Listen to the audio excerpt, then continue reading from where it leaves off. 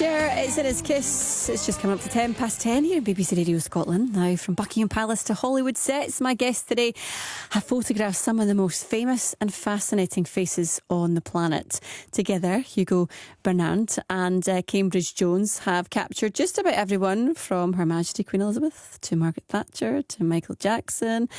And now they're turning the lens on each other in their new podcast, Double Exposure, which has launched earlier this month. It's a full behind-the-scenes stories. I don't know if you would call it an expose, but it's creative tips and the kind of extraordinary access that most of us can only ever dream of. And I'm pleased to say both of them join me on the programme now. Morning, both of you.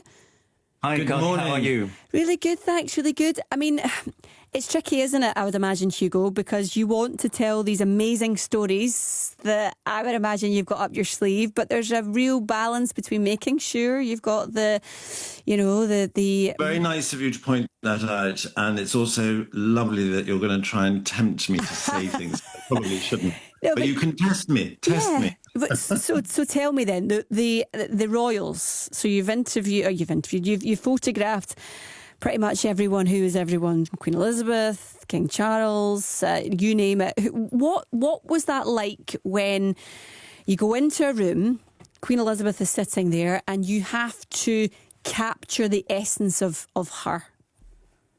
Well, the thing is, I actually started very gently by just doing some private photographs for Camilla Parker Bowles before she got married. So I came in without lots of sort of attention and stuff like that, and became friends through work. And I obviously did a good enough job that I was invited back again and again. And so every time I do it, I don't listen to the outside noise. I focus on what I've got to do. And because we have a 25-year relationship, it's so important to me to do a good job for them. And a very wise friend of mine said, don't worry, just carry on doing what you do well, and history will take care of itself. So I always go in on a one-to-one basis rather than listening to the outside noise. Does that make sense? No, it makes total sense. But I wonder, building that relationship, I would imagine, is a huge part of what you both do. Sometimes you would have more time and opportunity to do that, as you know, you've mentioned there. But Cambridge, you're not always necessarily going to get that if it is, you know, a larger celebrity or someone who's just popping in and out, and they would demand the perfect picture. So how do you begin to try and build that relationship so quickly? Thanks, Connie. I think it's a really good question, because Hugo and I, on the podcast discussing how we work, I think we've sort of arrived at the conclusion that actually what you're talking about is one of the most important elements. We've got to be able to work very fast, very quickly to create a bond or a connection or a relaxed interaction with someone. Because I think it was Patrick Litchfield, the great royal photographer as well, who said, you're not looking at the photographer's portrait of that person, you're looking at the person's reaction to that photographer. And I love that. Yeah. And by the way, can I just say that Hugo's managed to get a royal warrant and I haven't, and I've got all the same people, and I'm very, very upset about this. Why do you think that is? Well, I don't know. I've got no idea, Connie. I do actually know. He says it's because all my commissions are not directly from the royals. They're from related stuff, and his are directly from the royals. Right. Which is why he puts me down on the podcast regularly. All right. Okay. Well, listen. Well, you know, I would give you one if it was up to me in terms of the warrant, that is. Nothing else. Whenever you've got that moment, right, and you're sat face to face, whether it be with a royal, does it make you change the way you think about celebrity, about maybe not necessarily about the idea of a monarchy, but because you're seeing a human being, you're seeing the person, you're seeing in the eyes into their soul, and how's that changed, Hugo, how you sort of view people more generally? Well, every time I take a portrait, I anticipate how the viewer might be looking at that portrait, be it of a king or a cake maker or someone's child. And the important thing is I want the person viewing the picture to feel like they're in conversation with that person. So that's my ambition, is to get an emotional relationship going between the photographer and the subject.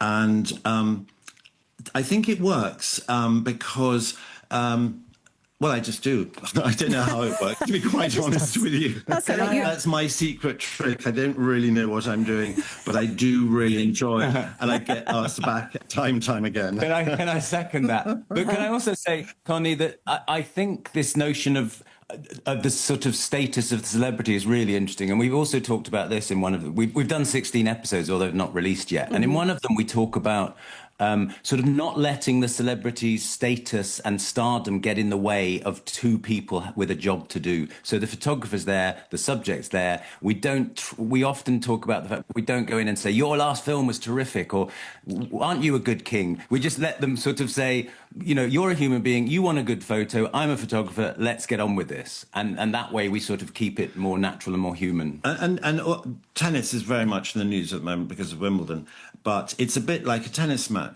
between the photographer and the subject. And you know, when you play any sort of sport, the better the person you're playing, the better you play.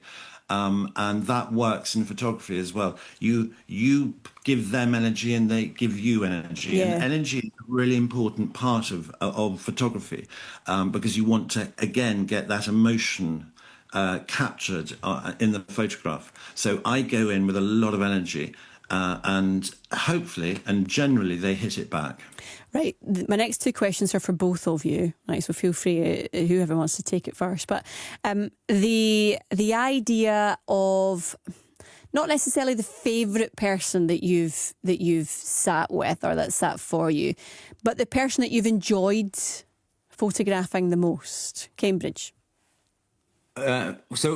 Mine, oddly, is a sort of shoot that, again, we have talked about at some length in the podcast, but it's a shoot that went horribly wrong initially with the actor Al Pacino in Los Angeles. And I mean, this is the shorter version, which is I sort of messed it up a bit. And then he was so lovely. And Hugo loves the fact I mess shoots up. But essentially, he stayed around and he chatted with me, and we just ended up sitting by the pool, and the light was coming down, the shadow was on his face, and I suddenly did some natural lights, just using nature, the sun and shadow, and it saved, and it was a lovely portrait, but it was sort of after the event, and so in a way, what was a tragedy became a triumph. Okay, that was lucky.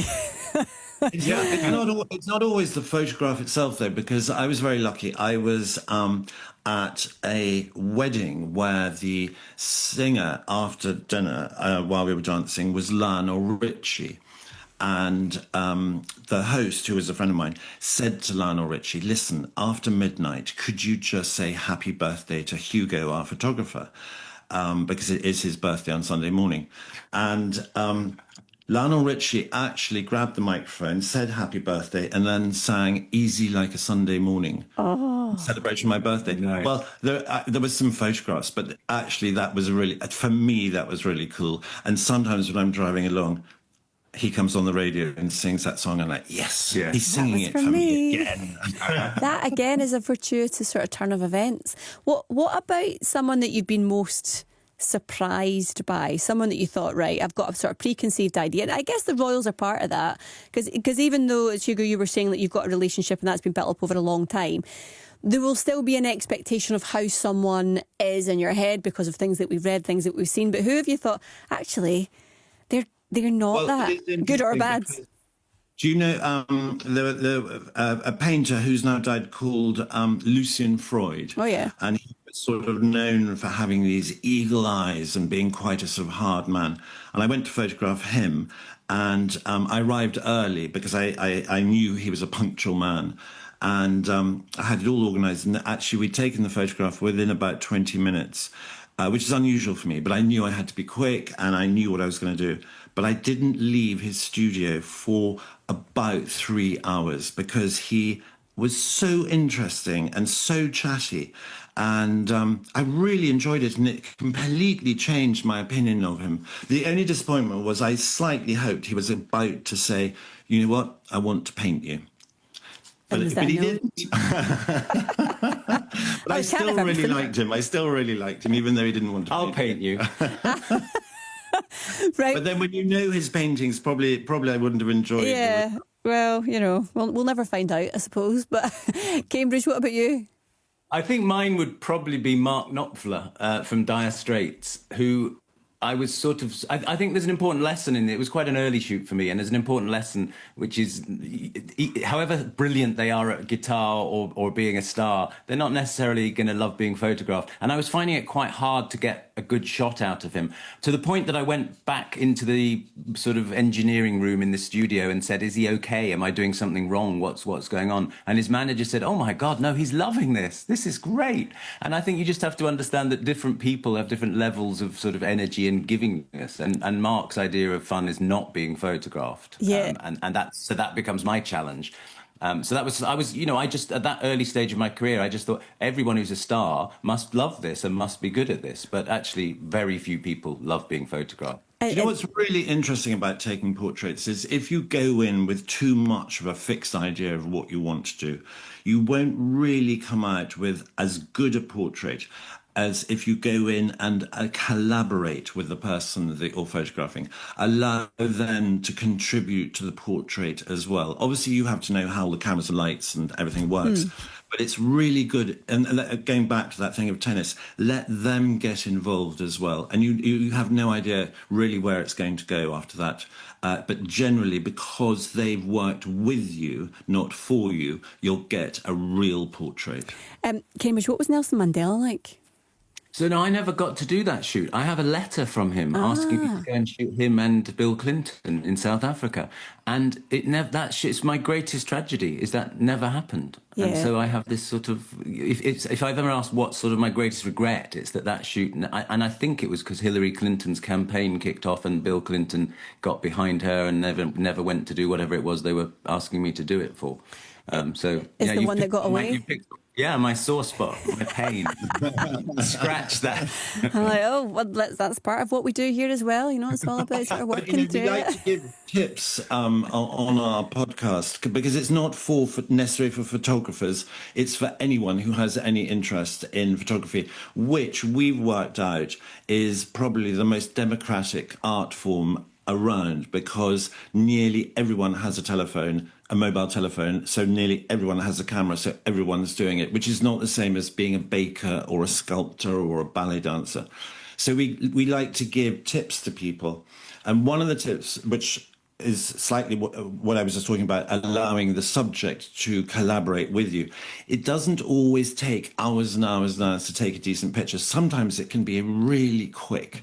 And I took a photograph of Prince William and Catherine Middleton at their wedding. And I'd done all the formal photographs, the historical documents, the ones that were going to be released to the press. And at the last minute, we had 3 minutes until the fly past of the Red Arrows came over Buckingham Palace. And I had said to them previously, I'd really like to take this particular picture.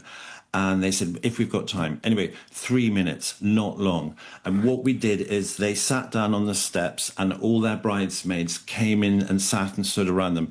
And I call it the tumble. And it is a really, really lovely picture. And it got released and it's very popular and people have seen it online or in galleries. And that picture is so genuine as a portrait because there was no time for me to direct people. We knew what we were doing, and the smiles, the leans, the hands touching, it is all spontaneous. And so and genuine who as well. are, you just get on and do it and collaborate. Who out of the royals do you think that people would be the most surprised by in terms of their personality and what they're like? Oh, that's a big question. Can you ask Cambridge another one while I think of an answer? Nope. Well, I mean, I'll answer my version of that, which is I think King Charles. I think he doesn't come across as the relaxed, confident, happy, and funny person that he is when you're privately with him. We ask people on our podcast to send in questions, and I always hope that they won't be technical questions like what f-stop should I be? And my greatest question so far has been, who in the whole of history would you like to be able to take a selfie with? And I thought about it long and hard, and I thought about all the people that have either inspired me or amused me or whatever. And then I decided, do you know what? I want to take a selfie with King Charles, because I have been photographing him for 20 years and there's no evidence that I even know him. So what is he like? So you're saying he's funny, he's... What type of guy is he? He's got quite a cheeky sense of humour, I think. I just think somehow that he comes across in the media as much more stuffy and staid than he really is, and I don't know why that is. Do you know, he's a real gentleman. He's got such good manners, and he is filled with kindness and has got a great sense of humour. What about Prince William? Sorry, what? What about Prince William? Well, I love Prince William because he absolutely gets me. And someone once said, why won't the photographer stop talking? And Prince William very kindly pointed out that the reason why the photographer, i.e. Hugo, keeps on talking is so we all stop and listen, and he gets photographs of us with our mouths shut or smiling rather than talking. Connie, we have an interesting thing on the podcast. We probably haven't got time to go into in detail here, but there's an interesting discussion about the difference between celebrity and royalty, and, yes. and we have a slightly different view on this. But we'll have to leave you to delve in to find more about that. But it is for me. It's a different thing. It's a different thing. I think for Hugo less so. Yeah, I think that's a good place to leave it, because it means that, we'll have to then just go and have a listen to the podcast. But it's been so interesting. I could talk to you guys all morning. It is Double Exposure. That's the podcast. It was released earlier this month, and there's many more episodes. When are the episodes out? Every Tuesday, wherever you get your podcasts. Every Tuesday. Hugo Bernand and Cambridge Jones, they're photographers for, as we've been hearing. Everyone and anyone. Listen, all the best with the podcast. It's been really interesting to hear all your stories. Thank you so much. Lovely to talk to you. Thank you, Hugo in Cambridge there. Right, it is 25 minutes after 10. The Wait. Cuts into the